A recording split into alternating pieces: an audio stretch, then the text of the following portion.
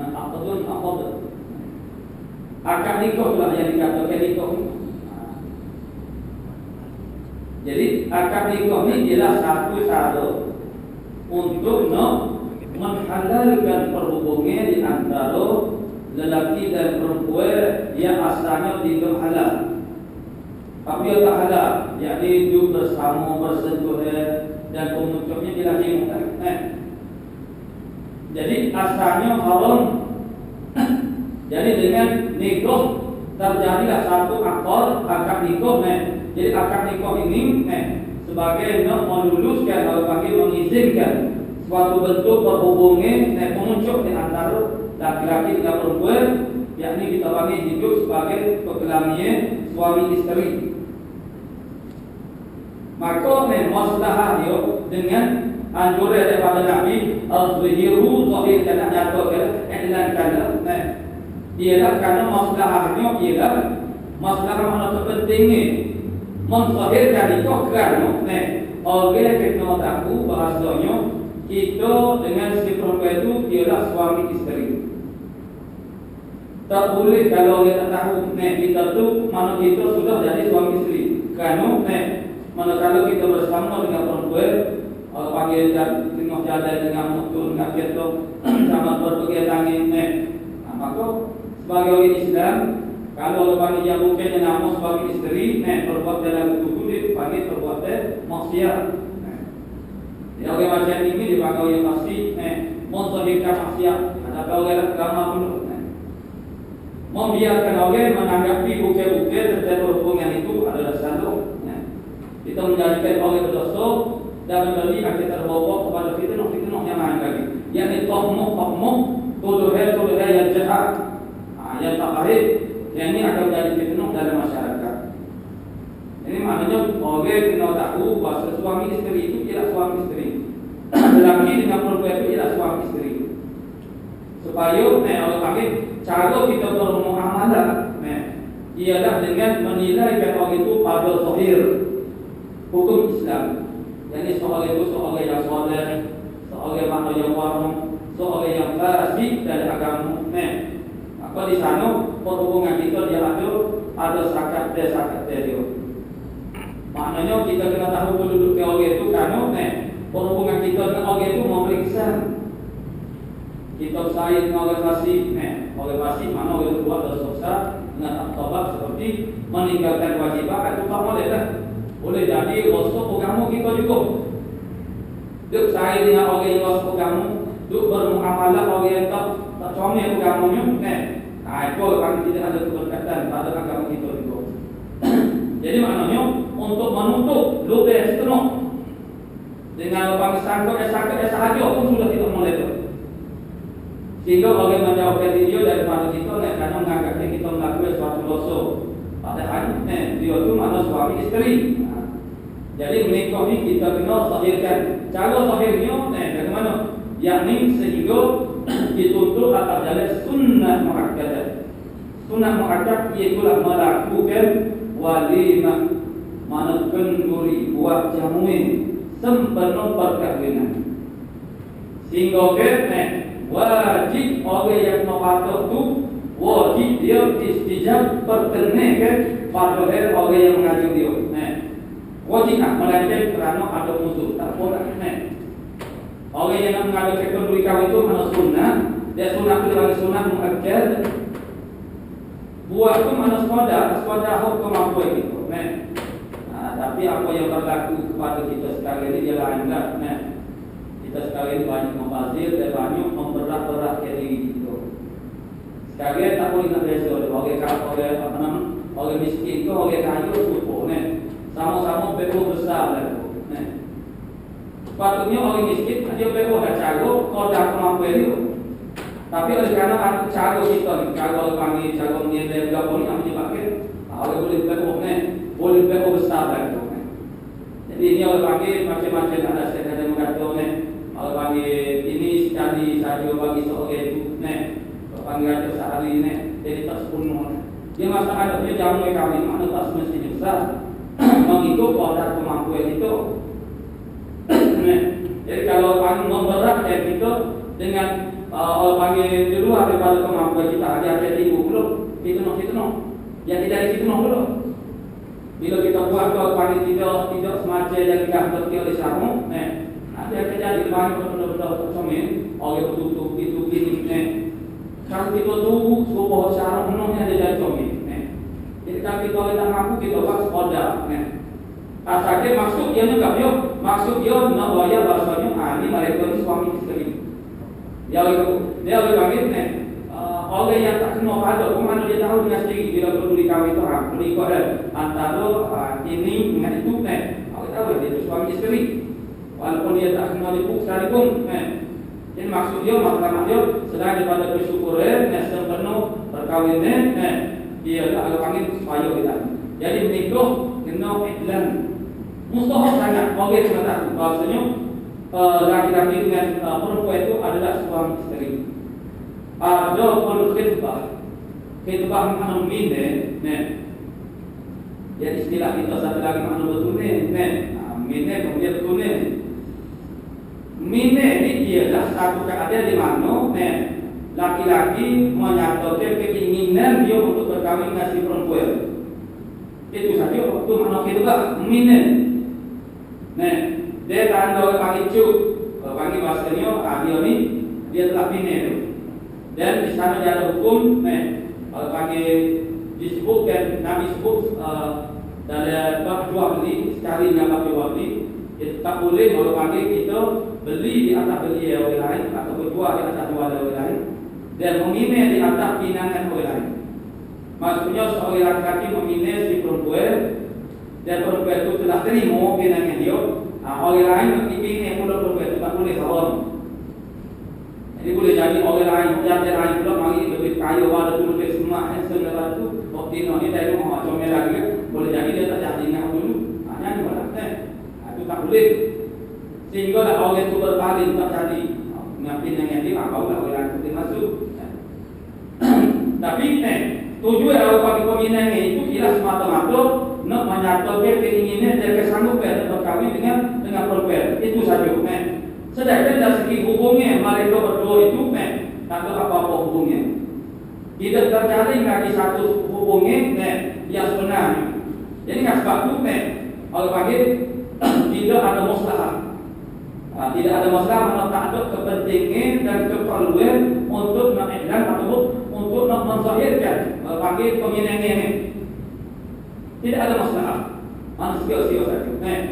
Karena ini kalau kami boleh tutup lagi. Karena apa-apa saja boleh berlaku. Boleh jadi yang sudah terima itu boleh jadi salah sebagai daripadanya. Boleh jadi cuma lima tetap jadi. Jadi mana tidak ada mustahil penting dan masalah kepada menzahirkan oleh panggil peminangan itu. Berbeza dengan pernikahan. Pernikahan itu untuk menyatakan suatu hubungan yang telah panggil tetap loh. Jadi lain supaya kita tidak salah anggap, tidak tuduh dan tidak sangka bukit-bukit. Ada penaruh panggil memine atau betulnya lah. Memine, kemudian diikuti dengan adat kitanya semua daripada mereka tidak betulnya. Yang setengah-setengah orang itu ni tak nanti betulnya. Oh budak-budak ini biasa saja. Mana laki-laki kuat itu jadi biasa, cumi, cokin. Itu semua itu benda yang tidak ada dari Islam lah, benda yang berkaitan dengan Islam. Allah lagi kalau nak menyebut ni kan semakin dia berasa macam dia tu ada resting lah, itu tidak boleh. Bagi ini mana kita kena jalan. Jadi tak boleh bersekali panggil jalan sekali itu mereka ada ditemani. Jadi peminangan ini mana mesti disembunyikan. Karena kalau di Johor itu tidak ada orang panggil apa-apa masalah. Karena dua orang ini dia tak boleh orang panggil jalan sama dulu sekali, tak boleh lagi.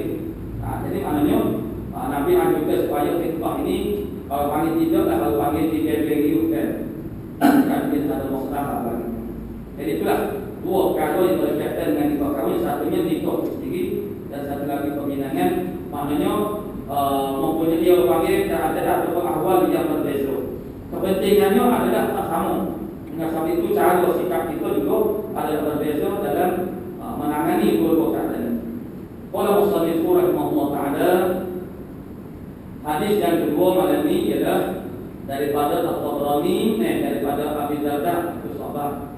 Qala Rasulullah sallallahu alaihi wasallam, u'budillaha ka'annaka tarah wa'ud nafsaka fil mauta wa iyyaka wa da'watil mazlum fa innahunna mujabatun wa 'alayka bi salatil ghadati wa salatil 'asha'i fashhadhuma falau ta'lamuna ma fihima la antaytumuhuma walau hadwan. Rawahu at-Tabrani an Abi Darda. Sembahlah kamu akan Allah Ta'ala, makna buang ibadahlah olehmu akan Allah Ta'ala seolah-olah kamu lihat akan dia, dan kamu bilangkan diri kamu itu ke dalam dua orang yang mati, dan jauhkan diri kamu dari doa orang yang kena zalim, kerana doanya makbul, dan lazimkan engkau hadirkan berjemaah manusia dan subuh. Maka jika ada mengetahui engkau akan fadilah berjemaah pada dua waktu ini, nescaya datang engkau kepada walaupun merantau. Qala musannif rahimahullah taala, hadis ini tidaklah panjang sangat, agak dia panggil masuk dari kategori ada yang panjang itu yang interes.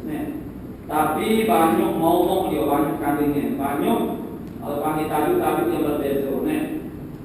Ini sebenarnya Nabi sebut ni, Nabi sebut segera-segera. Yang mana Nabi sebut dalam hadis-hadis masing-masing. Nabi sebut ni dia macam kita, macam kita orang mengajar atau kita kecek.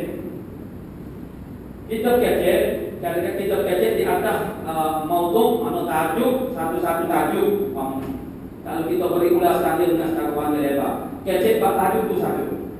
Masalah yang lain kita kecek tajuk lain dulu.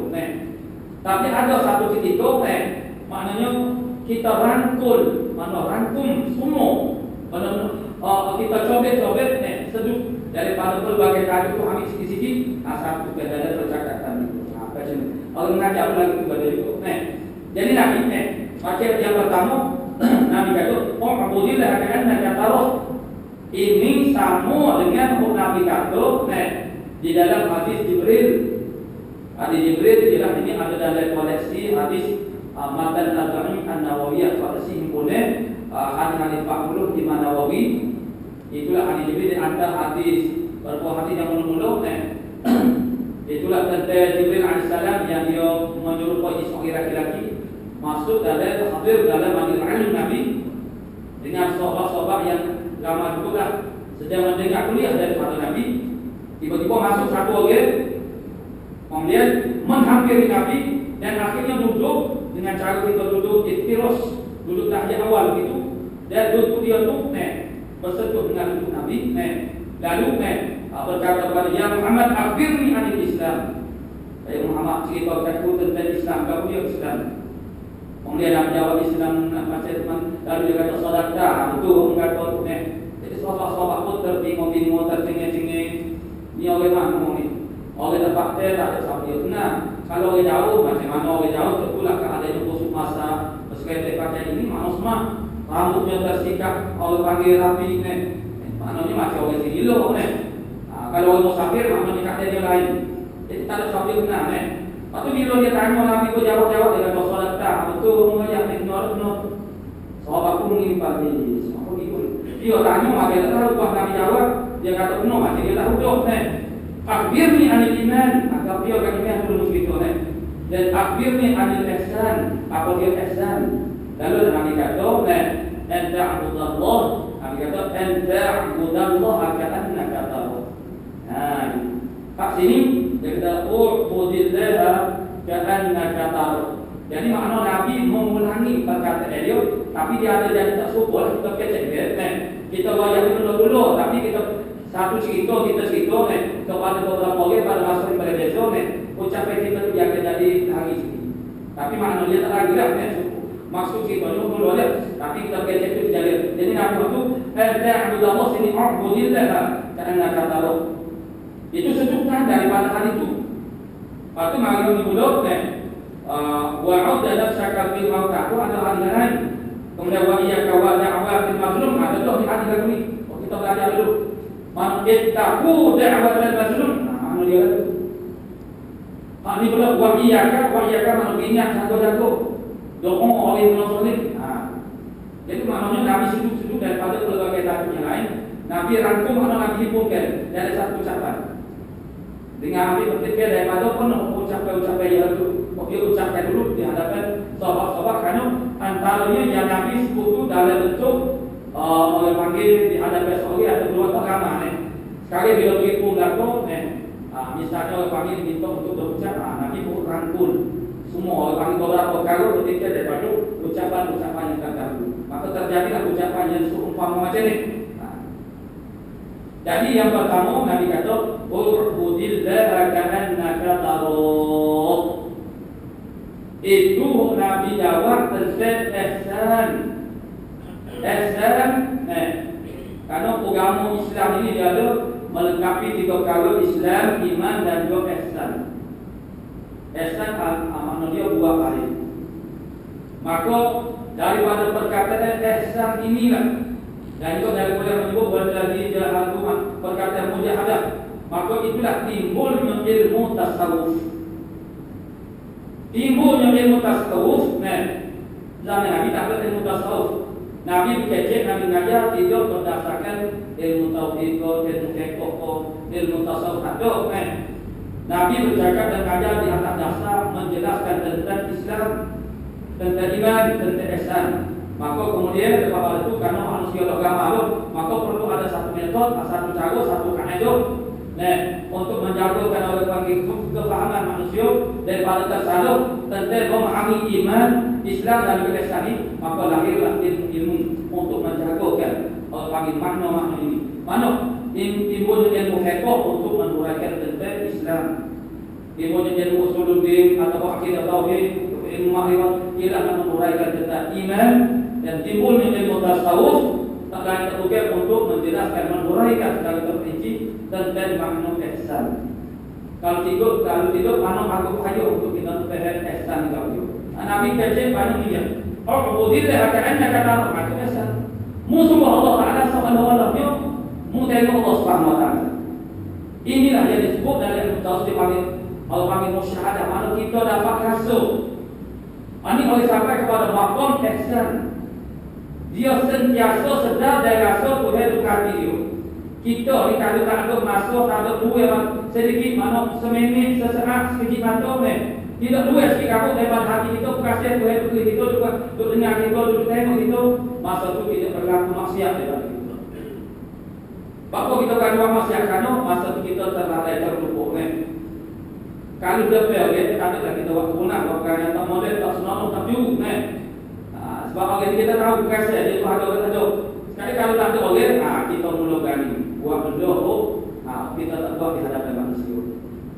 Ada bagi masa tu kita duduk sebagai dan sambil tahu, dan sambil gelir, dan sambil dengar kita tidur. Kita yakin kita beriman Allah Taala melihat, mendengar, tak ada tempat dan tak ada masuk yang kita terlepas daripada perhatian dan pemantauan Allah Subhanahu wa taala. Tapi macam mana kita jauh pagi berani dengan jauh pagi buat maksud sehingga kita ada semaya kita berani berkaya. Sedangkan Allah Taala tahu kata-kata hati itu, kita kecil sorry dalam hati itu, kita berkaya itu dia tahu tu, kita tahu dia tahu. Tapi kita berani berkaya, itulah kita tak sampai kepada maqam ihsan. Kita tak merasai Allah Subhanahu wa taala, kewujudan Allah Subhanahu wa taala.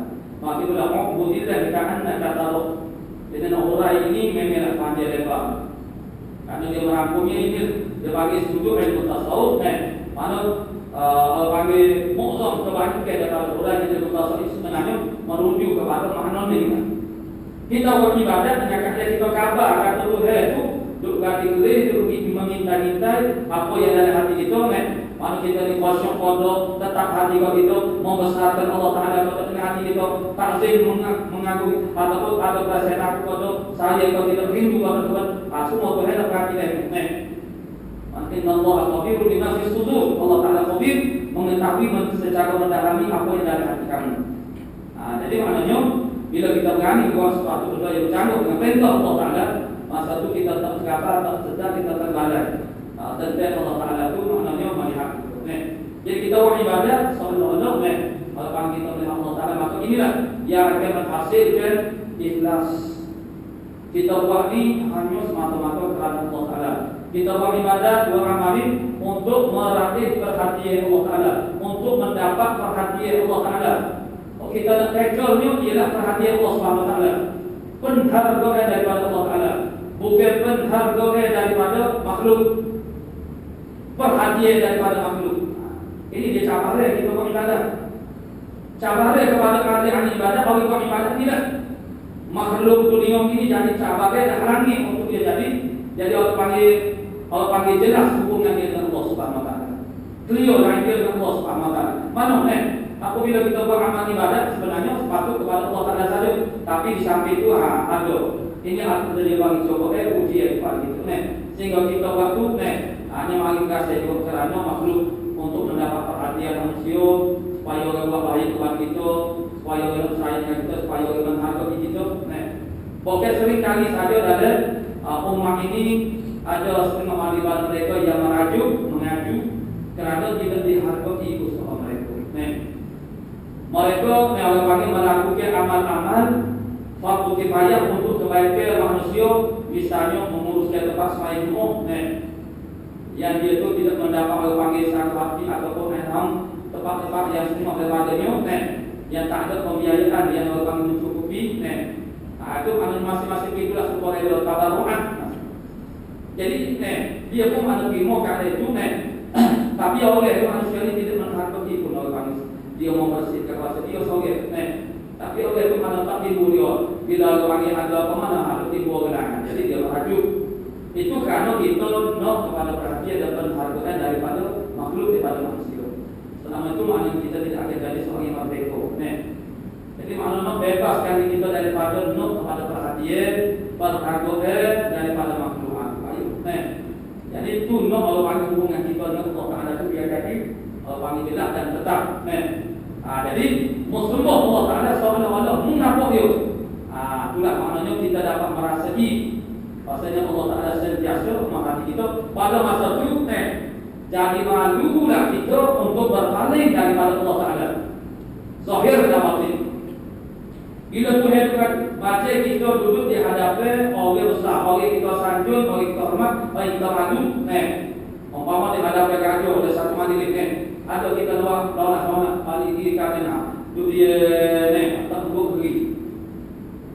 Dia jadi nasi dia. Kalau kita tak malu kepada seorang, kita tak ada panggil, tak berlaku. Bila kita malu kepada seorang, kita hormat atau kita takut kepada seorang, bila kita dia, kita dia. Budak-budak kecil lagi kalau ada seorang dia takut orang lain tak bakal dia buang, buka macam-macam tak heran, tak cakap lagi mari seorang dia takut ada orang seorang dia jelek mata dia bagas nyaki tak pergi ni kita kata sentiasa duduk di hadapan Allah Subhanahu Wa Ta'ala. Cuma kita jadi tak kasih kadang-kadang. Bukan kadang-kadang, sering kali. Dengan sebab tu kita tu jadi berani berani maknanya orang panggil zahir dengan zahir jabatin. Pasti itu sepatutnya kita tekan. Itu dia panggil jadi malulah dia berpaling daripada Allah Ta'ala zahir dan batin. Macam kita semaya ini kita kena menghadap zahirnya, kita menghadap ke arah qiblat dengan dada kita. Dan hati kita ni kena kembali kepada Allah Ta'ala. Hati ini berhadap kepada Allah Ta'ala. Dan mana hati berhadap kepada Allah Ta'ala, yakni tawajuh hati kita kepada Allah Ta'ala dengan perasaan ta'zim, mengagungkan Allah Ta'ala dengan baca kita dan perbuatan semaya itu. Dan kalau kami membesarkan Allah Ta'ala, perasaan maju kepada Allah Ta'ala, takut campur dari banyak kan. So kita nak tujukan hati kita itu kepada Allah Ta'ala. Itu dia bagian. Jadi orang yang ada sifat hati, dia berkasih kehidupan hati dia itu macam mana, dia tak berani nak bayar betul-betul. Dia akan jadi maju kepada Allah Ta'ala. Jadi orang yang boleh sampai kepada tahap ini hebatlah. Dia dengan Allah Ta'ala, karena dia sentiasa kasih dan rasul yang dia sentiasa bersama Allah Ta'ala. Maka tidak berlakulah bagaimana yang berlaku kepada orang yang tua kita yang jadi kesih, jadi sunyi kehidupannya. Sebab apa dia jadi sunyi, dia rasa kesih, tak nak jaga itu orang muda pun ada juga. Sebab dia rasa diri dia itu sebagai. Ialah bila kita tua, orang akan tinggal. Masa muda semua kita besok hari daripada orang pun orang mari cari kita lagi. Itu sehingga kalau kita nak keluar dengan Allah Ta'ala pun jadi susah. Ni bila kita tua, orang akan tinggal kita. Sebab apa yang orang nak sangat kepada kita, kualiti kita semua tak ada habis.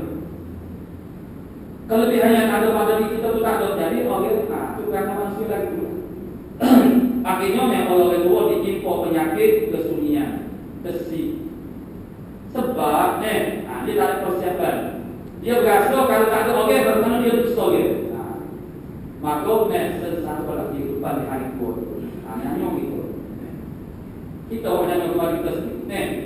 Tapi kalau kita ada kedudukan hati begini, kita ni Tuhan sentiasa ada bersama dengan kita.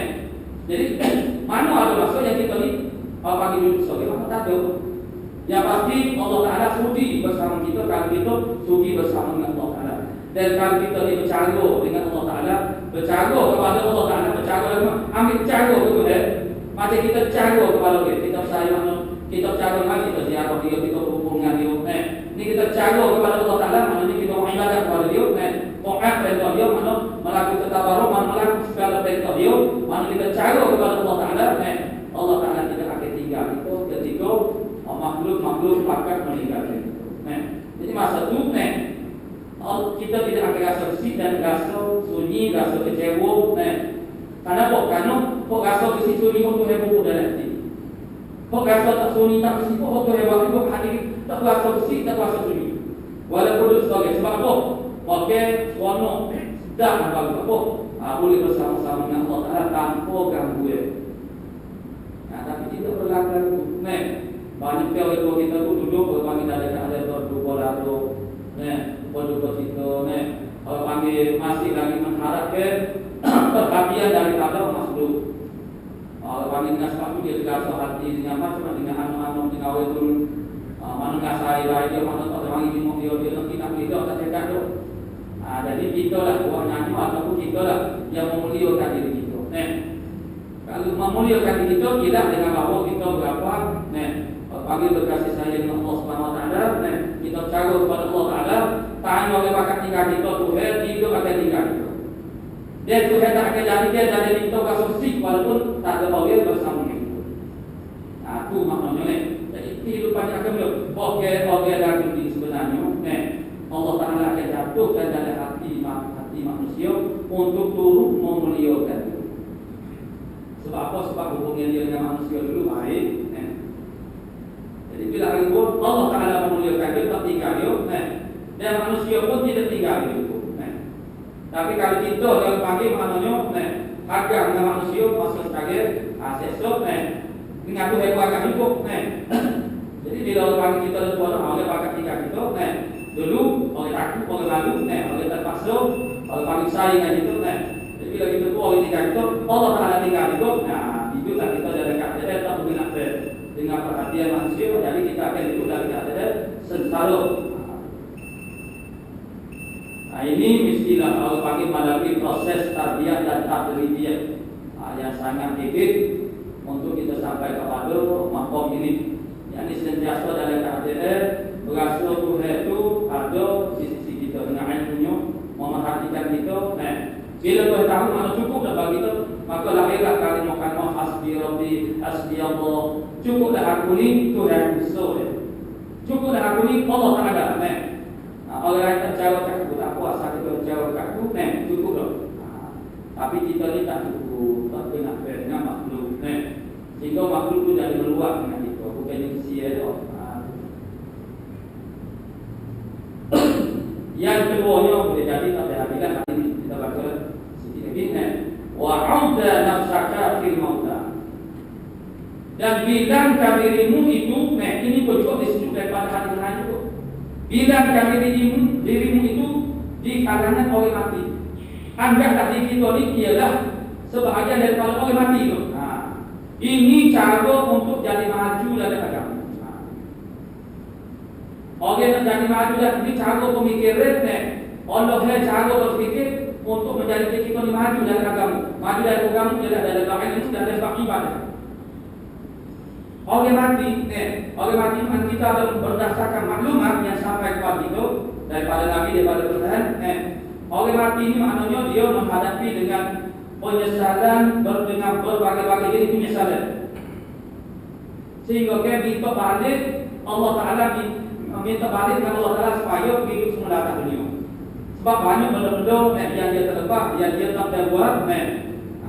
Jadi mana kita anggap kalau kita boleh rasa kita macam orang mati, cuba mikir seperti orang mati. Orang mati ini maknanya dia terlepas dari segala kebaikan, nak baik kepada ibu bapa dulu yang dia menyesal. Bukan dia tak sedia buat baik kepada ibu bapa, no, tapi dia takut nanti. Sentiasa orang kali cacingnya cara kasar ibu bapa, dia pun dia tahu dia tak no, perangai dia pun dia tak baik, dengan adik-adik pun dia tidak mana tidak buat hubungan dengan orang lain baik sangat, gampang sangat. Mana adik-adik susuk dia tak tolong. Jadi bila dia terlepas dari semua keluar itu, dan inilah sebenarnya yang boleh jadi bekal dia untuk bawa jual lagu pasal itu dia menyesal.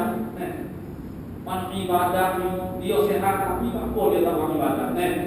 Dia menyesal, dia nak minta balik dengan Allah Taala supaya hidup ke semula, kerana dia nak dapatkan semua benda-benda yang dia tak dapat. Jadi ini cara berfikir supaya kita akan jadi sangat maju dalam amal agama. Jadi kalau kita jangan cuba kita fikir lagi tu, maknanya kalau orang panggil mana segala kebaikan, mana dosa kita dengan Allah Taala, kita tak ada tobat kalau kita mati kita nak biar kita dapat keluar boleh bertobat semula dengan Allah Taala. Jadi setiap kali kita berdosa kita akan sentiasa bertobat selalu, takut mati. Jadi sekarang kita anggap kita macam orang mati. Apa yang berlaku kepada orang mati? Ini kena ada maklumat. Orang mati ada kubur di sekolah di bukan akhir. Dia tak boleh jawab kena kata masuk 17 tahun. Jadi kalau boleh kalau aku hidup ke semula, aku nak amal soleh, orang panggil pastikan iman aku, orang panggil komen oleh. Karena iman dengan amal itu lah yang boleh menjawab soal yang bukan akhirnya dengan cahaya itu. Bukan yang persiapan kita sudah hafal, capek itu bukan. Memanglah soal itu telah bocor dalam mulut. Nabi kita lah yang membutuhkan soalan-soalan bukan akhir. Dia nak tanya apa tu, kita tahu tak lagi. Dia nak tanya kita ni supaya kita sapi atau Nabi sama dia. Aku malah kita tahu tak. Tapi boleh jawab atau tidak jawab tu kita tahu tak soalan itu. Dia jawapan tu kita tahu tak. Mungkin kita tahu soalan dia jawab itu. Membolehkan kita boleh jawab soalan dia dari kubur sesok bukan. Yang menjadikan kita boleh jawab ialah iman dan itu amal itu. Jadi sekalian kita terlepas dulu, bila ada kena azab dulu, bila orang itu dari kubur tu satu lubang daripada lubang yang mengaku, barulah besar dan nak balik semula kepada dunia. Tak boleh. Jadi kalau kita boleh anggap jadi itu, anggap saja seolah-olah kita macam orang mati. Orang mati saja terlepas semua kebaikan yang kita boleh buat. Sekalian sebenarnya kita termati lagi. Jadi kalau mati sesuatu ni, aku menyesalinya sekalian, seolah-olah Tuhan kata balik aku semula itu. Jadi sekali aku kena buat sebagaimana yang sepatutnya yang terbaik yang aku boleh buat. Itu makna cara kita menjadi maju dari agama. Dan ambil surah lagi, wa iyyaka wa da'awatil mazlum. Berjaga-jagalah dengan doa orang yang kena zalim. Fa innahunna mujabatun. Ini adalah hadis yang dengan ucapan yang agak berbeza tapi maksud dia sama. Dulu Nabi kata ada satu hadis, ittaqu da'watal mazlum. Bertakwa menakulah kamu, berjaga-jagalah kamu akan doa orang yang kena zalim. Apa maksud? Beringatlah akan doa orang yang kena zalim kerana doa orang yang kena zalim ini sangat mustajab di sisi Allah. Maksudnya ialah kita jangan buat zalim kepada orang. Itu maksudnya. Beringatlah kamu doa orang yang kena zalim. Karena doa orang yang kena zalim ini sangat-sangat mustajab. Kepada Allah Subhanahu wa taala terlalu dekat dengan mustajab istijab Allah Subhanahu wa taala. Mana diterkena ke doa itu. Jadi maksudnya beringat, berjaga, takut daripada doa orang yang kena zalim, yakni jangan kita buat zalim kepada orang.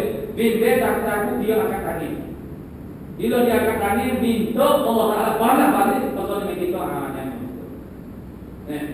Jadi walaupun sebagai orang yang fasik, orang yang jahat, kalau dia kena zalim, atau orang dia sangat dekat dengan Allah Taala, Tapi kalau orang itu profesi jauh dekat dia kena zalim pun dia tak angkat tangan ni. Nah, itu jadi selamat segitu. Jadi ini ni orang jadi ni orang kena dia, orang zalim dia tak angkat tangan berdoa kepada Allah Taala. Dia tidak tahu keistimewaan orang itu kena zalim. Kalau dah dia tahu ni, tapi dia kemalu di mula lagi tu. Karena dia tak biasa dengan dia. Kita kalau tak biasa dengan orang, kita malu nak minta apa-apa walaupun kita diberi peluang. Jadi orang biasa dengan Tuhan ni, sikit-sikit berdoa kita dengan Tuhan ni. Kalau dia kena zalim, maksudnya orang yang kena zalim ini daripada kalangan orang yang soleh, orang yang biasa berapa dengan Tuhan, itu kena ingat. Jangan masuk di kepada mereka. Karena mereka ni tahu kelebihan orang yang kena zalim. Jadi orang panggil istijabah doa, jadi dia nak walaupun dia orang soleh, boleh jadi oleh karena pertolongan kita tu melampau dia tak hati, jadi dia terdoa juga masuk dia terlalu tu, terdoa juga memudaratkan di atas kau jadi maksud dia ni ialah jangan buat zalim kepada dia. Itu maksud ingat doa orang yang kena zalim. Karena kalau kita buat zalim kepada orang, dia takut dia berdoa minta Tuhan balas. Itu cara orang panggil Nabi untuk mengerunkan itu supaya jangan melakukan zalim kepada orang.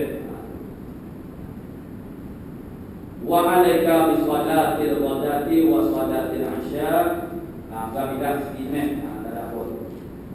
Dan lazim oleh kamu dengan semaya berjemaah ghada maknanya subuh pagi dan isya. Dua dengan faisyad huma. Jadi hadirkan berjemaah sembahyang isya dan subuh, maka jikalau mengetahui engkau akan fadilah berjemaah pada dua waktu ni, nescaya datang engkau kepadanya walaupun merangkul.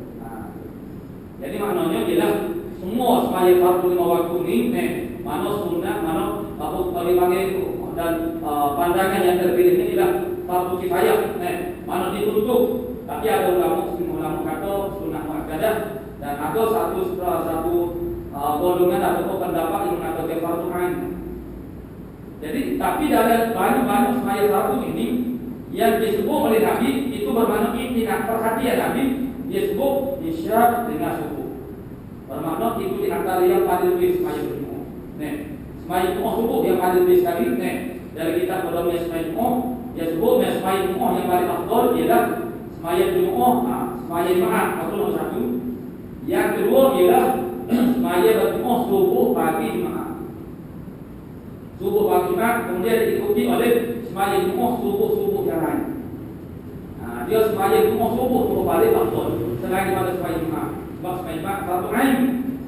Sebab kerana di situ mengandungi beberapa lapis masyaqqah. Masyaqqah makna kesusahan. Allah Taala menilai masyaqqah kesusahan dan mana kesusahan untuk kita melaksanakan amal itu. Itu semua daripada benda yang Tuhan berikan dia. Jadi subuh apa susahnya namun satu kali susah untuk kita bangkit daripada tidur. Dan mana kesusahan itu banyak lagi kesusahan lain. Boleh jadilah kita hari ini agak semen. Dengan sebab itulah mana tidak lagi sekali kita tidak boleh sangat.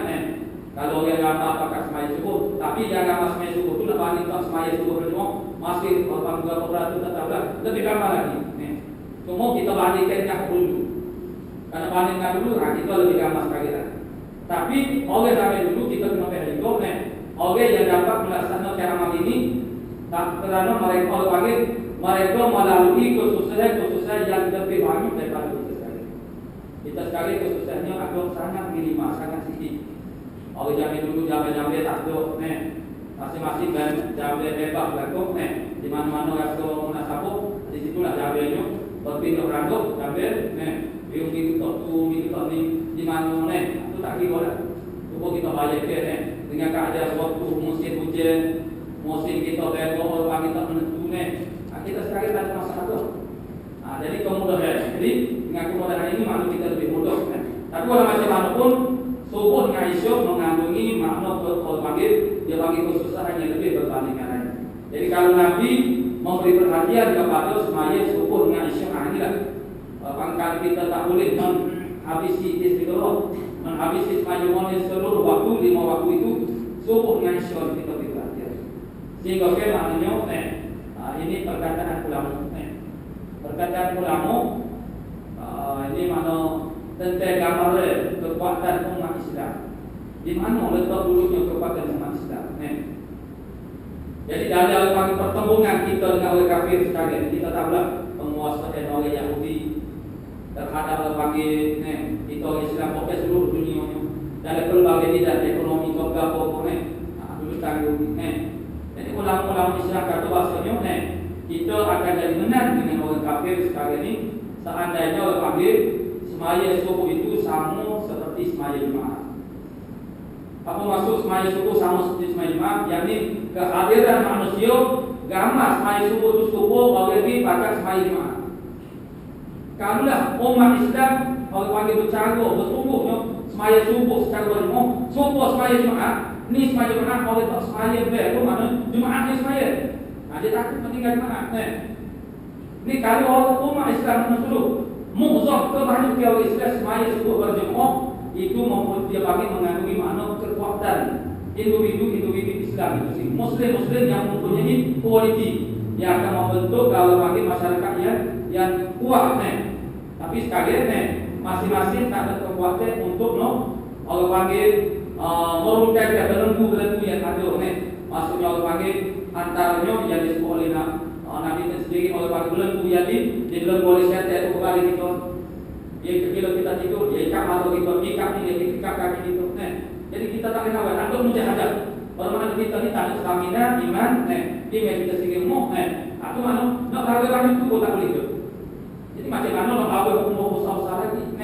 Masing-masing itu dia ada kekuatan diri dulu sebagai beriman dan sebagai Muslim. Jadi kanulah orang Islam semaya Jumaat subuh ramah subuh semaya Jumaat bermakna umat Islam sangat kuat maksudnya. Tapi sekalian hasil itu dia bagi penilaian mana ukur penanda arah sekali ukur tentang kekuatan kita umat Islam sekalian macam mana. Tengoklah semaya subuh ni macam mana. Satu tempat kita dah tahu umat Islam itu kuat atau kuat. Tengoklah semaya Jumaat mereka. Lima waktu apa tak lagi waktu subuh. Kalau waktu subuhnya sangat lama lebih 50% tu orang laki-laki keluar semaya Jumaat itu menunjukkan bahasanya umat Islam itu kuatan. Ada pun masjid saja itu tidak boleh dijadikan ukur. Orang boleh menyatakan bahasanya masjid ini harga dia berjuta, tapi imam harus tak ada 23 orang. Mana kuat bukit duduk kepada bangunan masjid. Kekuatan umat itu duduk kepada orang yang amalan mereka. Menunjukkan orang yang amal semaya Jumaat ini adalah amalan yang sangat besar. Walaupun semaya Jumaat ini kita dia menjadi rutin maknanya dia panggil wiri, benda yang kita buat selalu. Jangan kita rasa lekeh, jangan rasa benda tu biasa-biasa. Kita mari semaya Jumaat ni jangan rasa benda biasa-biasa je. Kena rasa benda besar. Sebagaimana semua orang perempuan tu katanya orang panggil kuya makan bulu, ngedel lagu juga. Ada seorang asbab masa ni dia panggil masa dia orang lain dulu orang jatuh orang laki-laki dia ada produksi benda yang besar. Jadi kita semaya tiap-tiap hari ni kita kena rasa ada izzah mak benda ni benda besar. Bukan benda walaupun kita buat tu biar kita jadi macam biasa-biasa tapi perasaan kita mana kita kalau panggil menganggapnya apa hijau kita ni hijau besar. Bukan hijau main, bukan hijau leleh, bukan orang panggil sekolah anak saya ramai-ramai orang hijau tapi benda ni kalau kita mari menghadap Allah Subhanahu Wa Taala dan kalau panggil kita kalau panggil bersama-sama dengan umat Islam yang lain. Itu maknanya sehingga kita dari kitab Musalli kitab Musalli Syekh Daud Fatani ada satu tajuk dia berbicara tentang semaya Jumaat sehingga dia meletakkan kedudukan orang yang tidak semaya Jumaat orang laki-laki khususnya dengan tidak ada apa-apa keunturan itu hampir-hampir kepada orang bagi semih dengan kurangnya munafik. Sebab apa perbahasan dia ialah apa yang di-highlightkan dia ialah tentang semaya Jumaat ni ialah pekerjaan urusan yang besar mana yang diberi perhatian oleh Allah Taala. Mana satu kerja, satu urusan yang dianggap besar oleh Allah Taala. Jadi bila kita tak semaya Jumaat, mana kita anggap benda tu kecil. Benda yang dianggap besar oleh Allah Taala oleh agama kita akan benda tu kecil. Mana kita ni bohong dengan agama. Benda yang kecil pada agama kita besar. Nah, jadi paling benda pada agama tak agama tak agung, tapi kita besar. Besar dari mana? Kita beri perhatian, pemikiran kita, perasaan kita, duit kita, menolak kita, tenaga kita, masuk kita curahkan untuk kita beruntuk yang benar-benar besar. Kalau kita tak sanggup untuk meluarkan masuk kita untuk satu kalau atau benda kita, masuk kita bagi tenaga kita, perasaan kita, pemikiran kita, manusia itu lepek lah. Tak ada hati dari hidup kita. Jadi maknanya kita tidak membesarkan kalau kami semai cuma bermakna kita mengecilkan benda yang dibesarkan oleh Allah Subhanahu Wa Taala. Jadi itu menafikan makna kita itu benar. Kalau kami jujur yang iman kita kepada Allah Subhanahu Wa Taala. Jadi dengan sebab itulah cara kita nak dapat dipanggil tadrib mana nak tadrib supaya jadi benarnya cita hati kita dengan Allah Taala, benarnya hati kita dengan Allah dengan agama kita antaranya semaya Jumat bersedekah. Itu amalan-amalan untuk kita ajar kita tu jadi benar dengan Allah Subhanahu Wa Taala. Supaya kita jadi benar pada agama. Supaya kita tak termasuk dari alladzina yukadzibuna biddin. Orang yang berdusta dengan agama. Kita kata kita beriman kepada Allah, kita memang kita yakin kepada Allah dan Rasul, dan Allah dan Rasul memberitahu bahasanya amalan-amalan setiap ini itu memasukkan dalam surga. Amalan ini menjauhkan daripada surga, mendekat kepada neraka. Tapi kita buat benda yang mendekat kepada neraka itu maknanya di mana orang panggil benar, orang panggil makna kita beriman kepada Allah Taala. Karena orang beriman percaya, orang mari royak dia tunggu video, orang mari royak atau rumah dia terbakar. Dia masih lagi meneruskan video di sana. Jadi orang mau ofin berita saja. Dia tak percaya betul kalau kata mu. Kalau percaya orang kata mu. Satu apa video? Tu macam percaya. Jadi kita percaya kena azab dari kubur. Buat maksiat kena azab dari kubur, seksual kita kau tapi kita buat juga maksiat. Percaya lagi mana? Itu dia bagi tidak benar. Jadi amal-amal semacam ini adalah satu latihan tarbiyah dan ajarkan sebagai mendidik diri kita untuk jadi benar dengan Allah Taala. Apa yang jadi benar dengan Allah Taala? Membesarkan benda yang dibesar-besarkan oleh Allah Taala. Mengutamakan benda yang diutamakan dalam agama. Mengenapikan benda yang tidak utama, yang boleh utama, yang tidak ada nilai, tidak ada harga kepada agama. Sebaliknya kita lebih besar benda yang ada harga kepada agama. Ini macam mana? Di mana kalau bagi benarnya kita ni, kalau bagi beriman dan beragama dengan agama Allah Subhanahu Wa Taala. Dengan sebab itulah maknanya semacam ini adalah suatu amal yang sangat besar dalam agama dan khususnya apa yang Nabi beri perhatian umpama semacam subuh dan juga isya bermakna itulah yang kita oleh kami sepatutnya memberi lebih perhatian.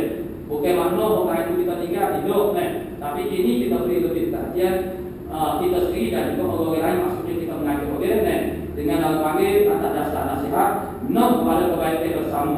Nanti kena orang lain juga dapat kebaikan. Maka barulah agama ini akan jadi dari Nabi. Kemudian hari sebelumnya Alhamdulillah kerana kata hukumnya sebuah juga tapi mutlak kita tidak Allah Subhanahu Wa Taala. Ma'lamu bismillahirrahmanirrahim. Minasyaitonirrajim. Bismillahirrahmanirrahim. Alhamdulillah rabbil alamin wassalatu wassalam ala asyrafil anbiya'i wal mursalin wa ala alihi wa sahbihi ajma'in. Allahumma taqabbal minna innaka antas sami'un wa tub 'alaina ya maulana innaka antat tawwabur rahim. Allahumma inna nas'aluka al-'ilma wa inna al-mukhbitin wa syukra as-sabirin wa tawbata as-sabirin. Sallallahu alaihi wasallam.